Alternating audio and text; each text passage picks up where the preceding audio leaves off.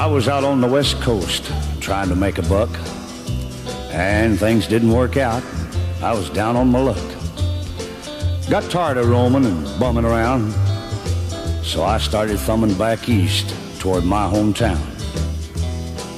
Made a lot of miles the first 2 days, and I figured I'd be home in a week if my luck held out this way. But the third night I got stranded way out of town at a cold, lonely crossroads. Rain was pouring down. I was hungry and freezing, done caught a chill, when the lights of a big semi topped the hill. Lord, I sure was glad to hear them air brakes come on. And I climbed in that cab where I knew it'd be warm. At the wheel sat a big man. He weighed about 210. He stuck out his hand and said with a grin, "Big Joe's the name." I told him mine, and he said the name of my rig is Phantom 309.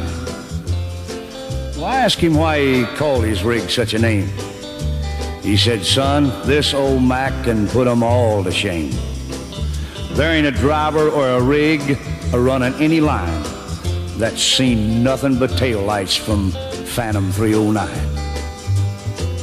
Well, we rode and talked the better part of the night when the lights of a truck stop came in sight.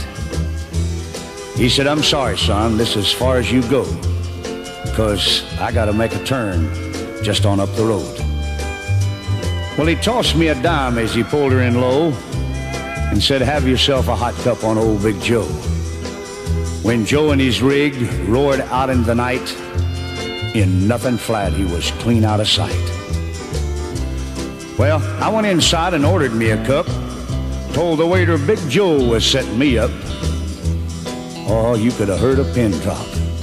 It got deathly quiet, and the waiter's face turned kind of white. "Well, did I say something wrong?" I said with a halfway grin. He said, "No, this happens every now and then. Every driver in here knows Big Joe.